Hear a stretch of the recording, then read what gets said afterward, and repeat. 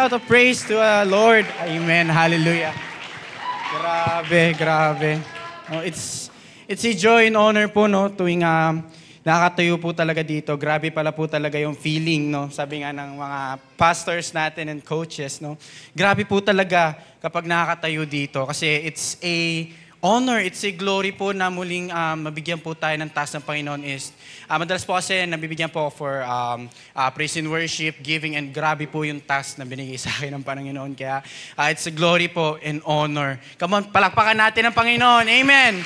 Hallelujah! Grabe! So, good morning. Good morning, Light Church. And sa mga hindi pa nakakilala sa akin, ako po si Gab. And ngayon, nakikita po natin dito ang ating mga graduates, mga classmate ko po, nagagandahan at nagpupugian.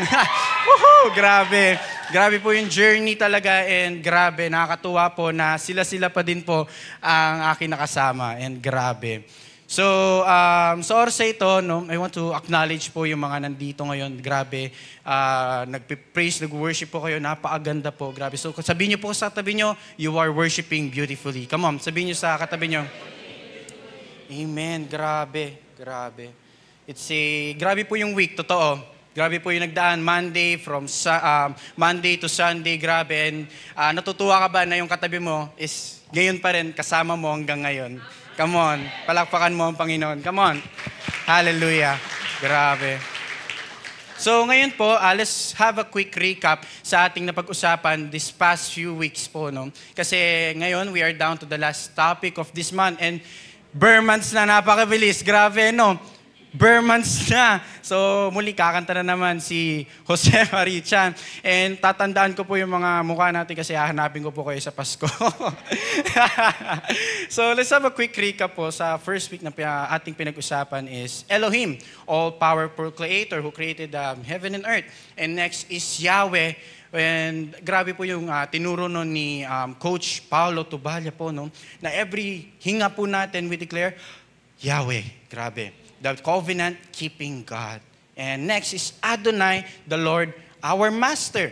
Next is El Elyon, napagandang pangalan, the Most High God. Next is El Shaddai, God Almighty. Next nun is Jehovah Jireh, the Lord who heals. At asa kamay ng mga napagaling ng Panginoon. Come on. Hallelujah. Come on. And next is Jehovah Rapha, Yahweh, Yahweh, our healer. Then next is last week lang, we tackle about Jehovah Nissi, which is Yahweh, our banner. So, sa oras ito, may bago na naman po tayong pag-aaral at pagbubulay-bulayan ng salita ng Panginoon. It is the last topic for this month of August. So, inananya ko po ang bawat isa ay tumayo. And samahan niyo po ako sa pagbabasa. Ako po sa unang point, then kayo po sa pangalawa. Ang ating key verse po sa araw na ito ay natatagpuan po natin from Judges 6:23 verse 24. Kung may mga dala po kayong Bible, I encourage you to open it. Cellphone, wala pong problema. So, Judges 6 verse 23. No? But the Lord said to him, peace, do not be afraid. You are not going to die. So, 24 po, kayo po magbasa. 1, 2, ready, begin. Altar, there unto Jehovah, and call it Jehovah Shalom. Amen. To this day, is yet Oprah, the Abizzers. Come on, sandali po tayo manalangin. Baba po natin ang ating mga sarili sa harapan ng Panginoon. Panginoon, maraming salamat po, Panginoon. Talaga nagagalak kami, Panginoon, muli mabalik sa inyong harapan, Panginoon. Lord, ready our heart. Grabe, punong-puno na kami. From worship pa lang, pinuno mo na kami, Panginoon. Pero ngayon po, punuin mo pa kami mas lalo sa inyong salita. Lord, we continue to glorify you. Holy Spirit, patuloy ka po na sumama sa amin, and right now we are ready to receive your word, pero siyasatin niyo po ang aming puso. Remove, Panginoon, ang hindi para sa iyo. Maraming salamat po. Glory and honor to you. In Jesus' name, amen. Sama, palakpakan natin ang Panginoon. Hallelujah. Hallelujah. Grabe, mahirap ang buong week. No, sino dito yung mga namumblema dyan? Maraming problema, taas ang kamay. Wagayway natin yan. Grabe. Wala pong ligtas sa problema, no?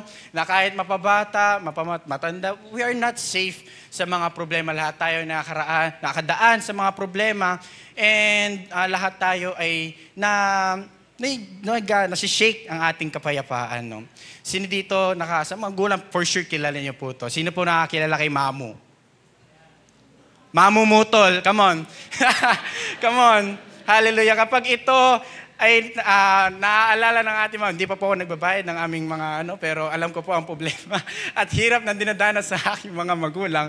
Pag itong mamamutol na ito ay nag-start na magparamdam sa atin, ang aking mga magulang dyan, ay medyo nararatel din and nawawala po and nasishake ang kanilang kapayapaan. Kamay-kaway dito ang mga kabataan. Kaway-kaway, mga kabataan dyan. Woohoo! Sino dito nakakilala kay Judy? Judith, come on. Sino dito yung mga mahihiling mag-cram? Yung mga nag-iipon na mga, woo! Isa din po ako dyan, come on. Isa din po ako dyan sa mga nag-iipon ng gawain. No? Nagbigay na maaga yung teacher, first week pa lang, project latag.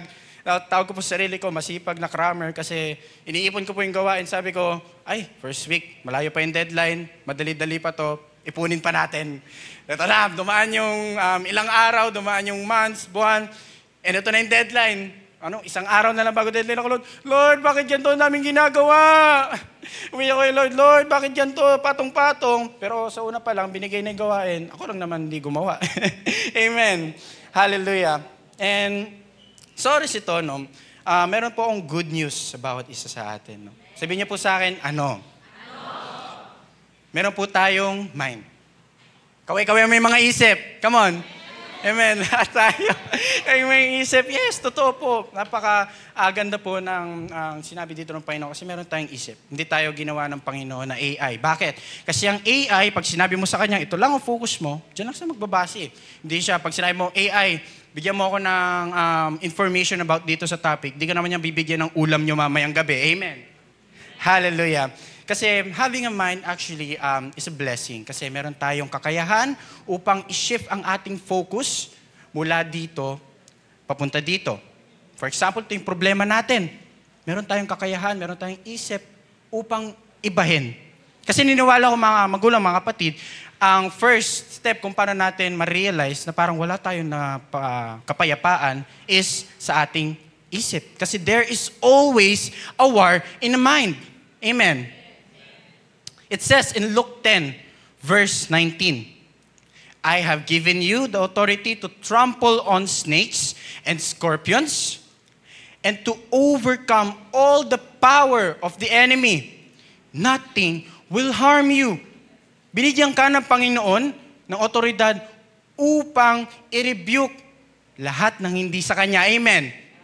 Hallelujah. Meron kang kakayahan na sabihin sa mga thoughts na pumapasok, ang dami kong problema, get out! Pwede mo sa kanya palayasin. Ang dami kong problema, get out! Ang dami kong alalahanin, kaya mong palayasin yan. Come on, sabihin mo sa katabi mo, get out. Get out! Baka naman po umalis yan. Hallelujah, kamapalapakan natin ang Panginoon.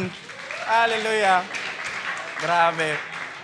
And here's another thing, Light Church family, I want to tell you na even yung mga hinahangaan nating characters from the Bible is hindi po ligtas dito sa mga ganitong bagay na to. Their peace is also shaken. And take note, mga magulang, mga kapatid, yung mga taong yun ay nakita si Jesus face to face to see His miracles and everything that He does, pero hindi sila ligtas sa mga ganitong bagay. Example na lamang po doon sa sitwasyon ni Peter nung siya ay pinalakad ni Jesus sa tubig. Noong una, nakita niya si Jesus nandito, akala pa niya multo. Then, unti-unting lumapit ang Panginoon. Then sabi niya, ikaw pala yan, Jesus. Then Jesus commanded Peter, come. Pinalapit niya. So, to make the long story short, mga magulang, mga kapatid, si Peter po ay nakalakad sa tubig. Pero but then, habang si Peter ay lumalakad si Peter, andito si Jesus. Ayan, malapit na na maabot si Jesus. But then, iniba niya yung focus niya. Sa niya iniba? Sa waves. Sa fact na unti-unti nang lumulubog yung paa ni Peter doon sa tubig. Then, hingi siya ng tulong sa Panginoon. Lord, save me. No, I am drowning. Then, agad-agad pong tinulungan siya ng Panginoon. No, pinokus po ni Peter yung kanyang focus sa problema. That's why his peace is shaken. Come on. I want to tell you, mga magulang at kapatid, it is impossible to lose our peace. Okay?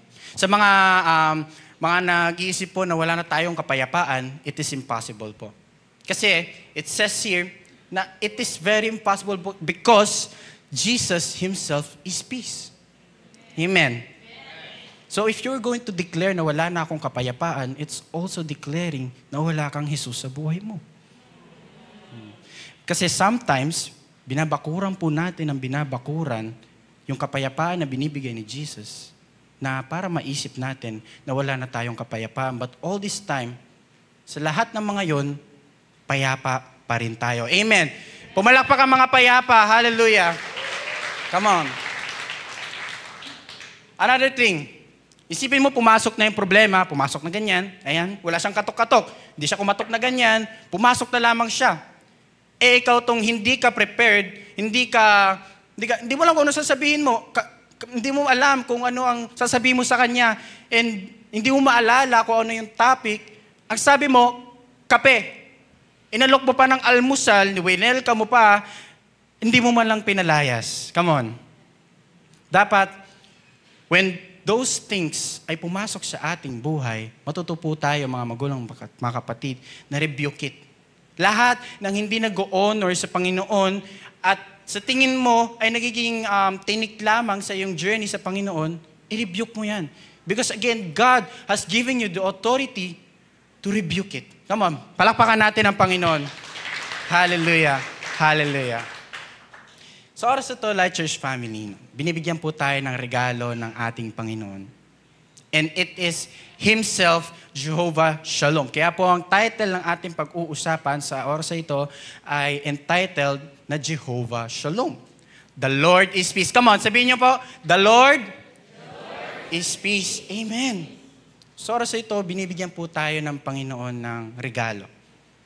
Binibigyan niya tayo, siya mismo, Jesus Himself. Jehovah Shalom. Yes, the Lord is offering peace. Pero dapat, alam natin kung paano itong tanggapin. The Lord is offering you peace, pero handa ka bang tanggapin yung peace na binibigay niya? Amen. So meron po tayong dalawang point na pag-uusapan sa oras na ito. And for our point number 1, it says there, do not be afraid. Huwag kang matakot. Kasama mo ang Panginoon. It says in Mark 4, verse 39 to 40, and he awoke and rebuked the wind and said to the sea, peace, be still. And the wind ceased and there was great calm. Verse 40, it says there, it said to them, why are you so afraid? Have you still have no faith? Bakit ka natatakot? No? Bakit ka natatakot? When all this time, kasama mo ang Panginoon. If you were in this situation, nakasama ka rin ng mga disciple na nasa barko kayo, no? And binabagyo na kayo, all this time, kasama mo ang Panginoon na nagbibigay sa iyo mismo ng kapayapaan. Amen. Hallelujah. Hallelujah. Base sa sobrang takot natin, hindi na natin na-realize na kasama natin Panginoon. Since we are gapping, we're making a gap, binabakuran natin ang binabakuran ng mga problema, ng mga alalahanin, yung kapayapaan na binibigay ng Panginoon. That's why our focus ay kung ano ang problema natin. Amen. Nandiyan ka ba? Amen. Hallelujah.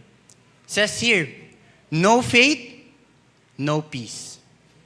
But if you know faith, you will also know peace.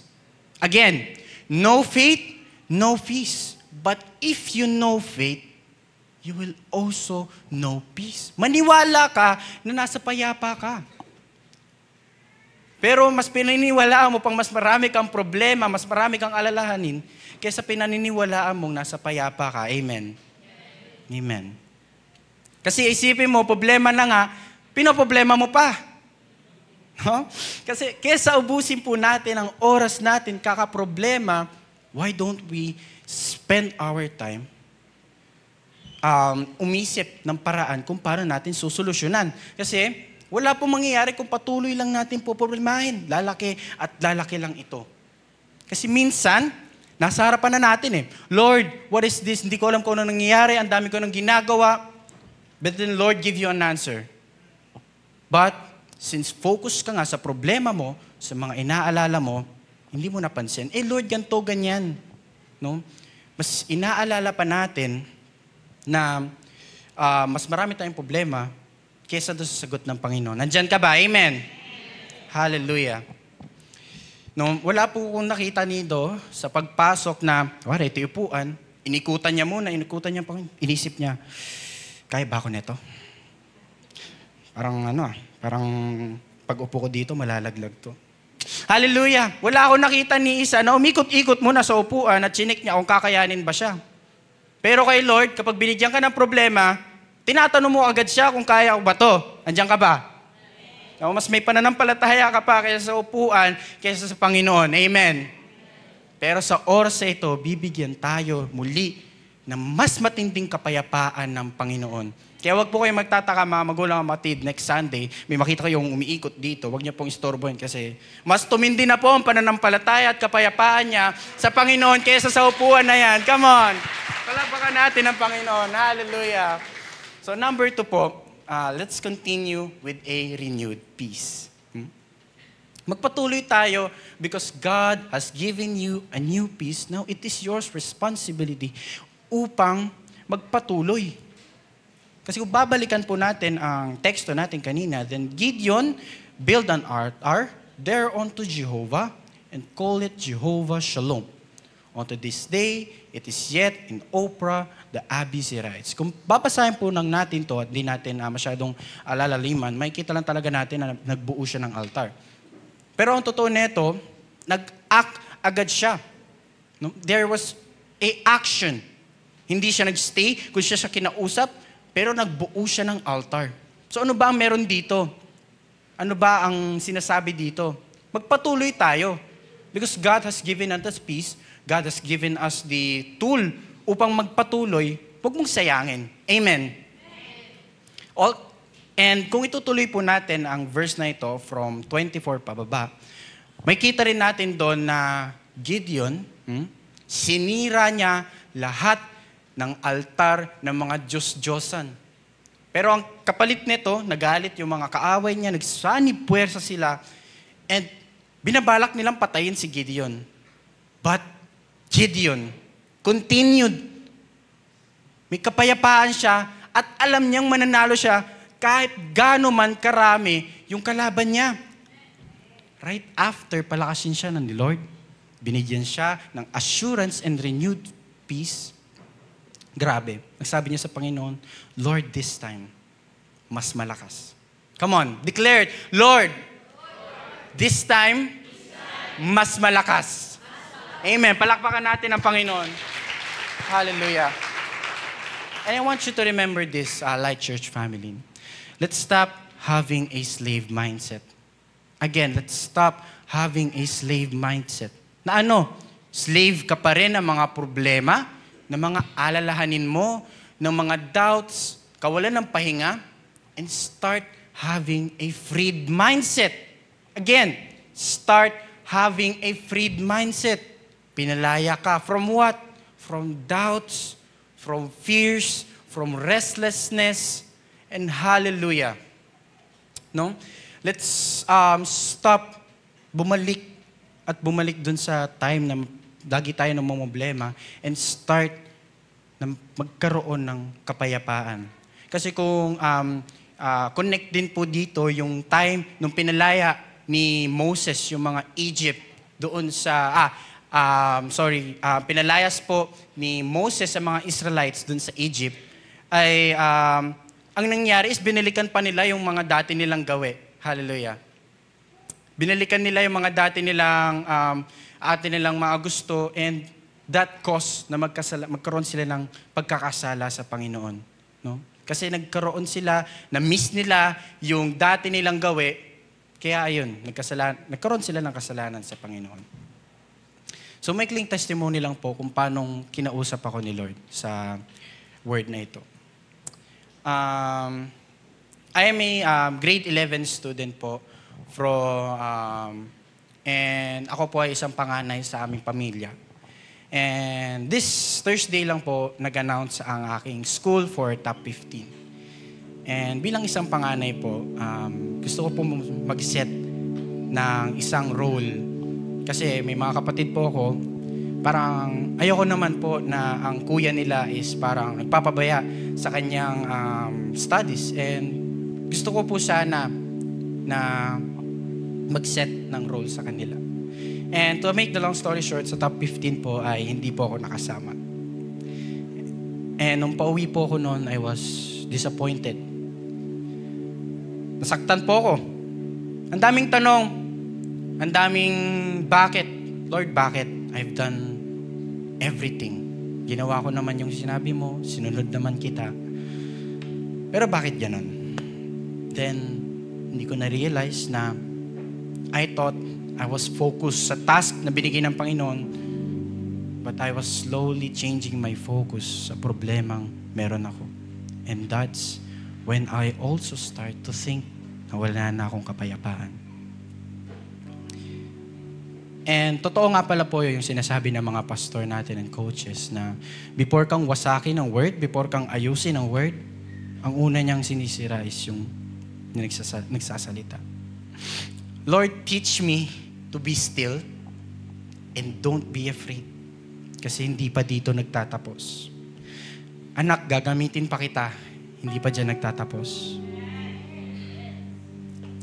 And pag uwi ko po noon, right after ko malaman, umuwi na po ako, nag-devotion po ako, and grabe, if tunay nga na if we have a heart na makatagpo natin ng Panginoon, may kita natin talaga siya. Ito po yung word na binigay niya sa akin. It says in 2 Samuel 10 verse 12. Wow. Be strong and let us fight bravely for our people and cities of our God. The Lord will do what is good in His sight. Sabi ng Panginoon, Anak, tatagan mo. Gagamitin pa kita. Hallelujah. And then, may uhog-uhog pa ako noon, umiyak ako sa Panginoon. Kasi talaga nagpapasalamat ako sa Kanya. Kasi if we just seek His face, we seek His presence, talagang babalik ko yung kinukuha ng kaaway. Amen. So sa oras po niyo ito, mga magulang kapatid, I challenge you to renew our faith, to renew our peace to the one that gives peace. Jehovah Shalom itself. Siya lang mismo ang kayang magbigay sa iyo ng kapayapaan, hindi ang pagtakbo sa mga problemang meron ka. So tatayo po tayo sa oras na ito. At kasabay po ng pagtayo natin na iiwan natin kay Lord ang mga alalahanin natin. Hallelujah. And today, Light Church family, I encourage you, nakausapin mo ang Panginoon. Hindi pa huli. Marami ka pang oras. Hindi pa tapos. Hindi pa dyan nagtatapos. You failed. Feel mo, ang dami mo ng pinoproblema. Hindi pa dyan natatapos ang lahat. Because today, andito ang Panginoon. And He is telling you, Anak, I am offering you peace. Pero handa ka ba na tanggapin ako? Anak, handa ka ba na tanggapin ako? Jehovah Shalom is offering Himself, pero handa ka ba na tanggapin siya? So don't waste this time. Light Church family, kausapin mo ang Panginoon. Hallelujah. At kasabay nito, aawitin natin ang awitin na tumuli. Hallelujah. To declare that Lord is in our midst. Hallelujah. Come on. Manampalataya ka. Hallelujah. Renew your peace. Come on. The Lord is talking to you. Come on. Hallelujah. Hide me now until Declare mo to, Light Church family. Come on, declare this. Declare. Maniwala ka na God is renewing your peace. over me within your mighty hands. When the oceans declare rise it, Light Church. and thunders roar, I will soar with you above the storm. Father, you are King over the flood, and I will be still, know Oh, you are God. And sa oras na to, Light Church family, tumingin kayo sa akin. Let's do this prophetic gesture. Let's do this. No? At the count of 3, I want you na alalahanin niyo po yung mga bagay na nagbabagabag sa inyo, na sumisira ng kapayapaan niyo. And right now, we are going to make a step. Kung masikip dyan sa place mo, maluwang ang ating simbahan, open ang altar. Open ang altar sa mga gustong magbago ng kanilang kapayapaan. Open si Lord. Maluwang ang ating church. Pwede kang pumunta dito or dyan kung sa tingin mong masikip at hindi ka makapag-step sa iyong lugar. Come on. Pumikit ka. Yuko mo ang iyong ulo at patuloy mong kausapin ng Panginoon. 1. Come on. Alalahanin mo yung mga bagay na nagsisira sa kapayapaan mo. Ano ba yan? Bayarin ba yan? It is baka nasa loob ng bahay yan. In your school. Alalahanin mo. Come on, the Lord is talking to you. This is the time for you to surrender everything. Come on. 2. I-ready mo ang puso mo because you are going to surrender. We are going to make a big step. Come on. Come on. Hallelujah. Hallelujah. Come on. Be ready. Be ready. Continue to be in the atmosphere of prayer. Come on. And 3. Come on. Make a step. Mag-step kayo, mga magulang kapatid. Step. Hallelujah. At sa oras na ito, habang pagkatapos mong makbang, iniwan mo na at nag-make ka ng gap. Hallelujah. I will show you above and storm. Father, you are King over the flood, and I will be still. Know you are God. Maaari po ba nating palakpakan ng Panginoon ngayong pong araw na ito? Sino po dito naniniwala wala pong aksidente sa Panginoon? You know what? It's never an accident na narinig po natin ang kanyang salita. Kahit sino pa ang gamitin ng Panginoon, the word of the Lord is alive. The word of the Lord is just like striking sa ating pong mga puso, ano man ang ating pong pinagdadaanan. Maybe you are here today, nangangailangan ka ng kapayapaan na nagmumula sa Panginoon. Then let me tell you this po, tingin po kayo sa akin mga kapatid. Ang kapayapaan po ay hindi nangangahulugan na wala na tayong dadaan ng problema. Ang kapayapaan po ay hindi nangangahulugan na wala na tayong iisiping mga alalahanin. Tignan nyo nga po yung mukha na katabi nyo. Mukha po bang maraming alalahanin yan? Totoo po ba? Kahit paglabas natin pagkatapos po ng gawain na ito, tatambaran tayo sa damakmak na mga pwede nating isipin. Pero here's the thing po, tingin po kayo sa akin. Ang kapayapaan na nagmumula po sa Panginoon ay kapayapaan na kahit anumang unos ng buhay, anumang problema, anumang alalahanin, ang kapayapaan po na nagmumula sa Panginoon na nagbibigay kapanatagan sa ating pong mga puso dahil sa presensya at pangako ng Panginoon na hindi nagbabago mula noon, ngayon at magpakailanman. Meron tayong pinanghahawakan, kaya ka may kapayapaan, kaya tayo may kapayapaan dahil alam natin, buhay ang ating Diyos, tapat ang ating Panginoon. Anumang problema na kinakaharap mo kapatid, anumang iniisip mo ngayon, isurrender natin ang lahat-lahat sa Panginoon. Amen po ba? Bigyan natin lahat sa Kanya. And today, I believe in my heart that the Lord will give you peace. Peace that transcends all understanding. Higit pa sa dunong ng tao, ang kapayapaan na kayang iparanas at ibigay sa iyo ng Panginoon. Kung nangangailangan ka ng kapayapaan ngayong araw na ito, taas po natin ang dalawang kamay po natin sa Kanya. As if sinasabi natin, Panginoon, I surrender everything to you. Lord, yung aking pong isip at puso ay tinutuon ko po sa iyo, Panginoon. Hindi lang sa problema, hindi lang sa mga alalahanin. Panginoon, malaki kang Diyos. Masikit kang malaking Diyos sa anumang problema. Masikit kang malaking Diyos sa anumang alalahanin. Today, we surrender everything unto your feet right now. Come on, as part of surrendering everything unto the Lord, let's worship Him. Anumang mga pangamba, let's turn our worries into worship. Let's turn our problems into praises.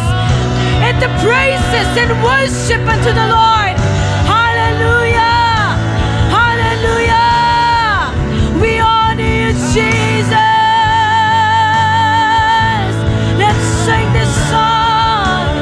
When the oceans rise, it thunders roar. I will soar with you.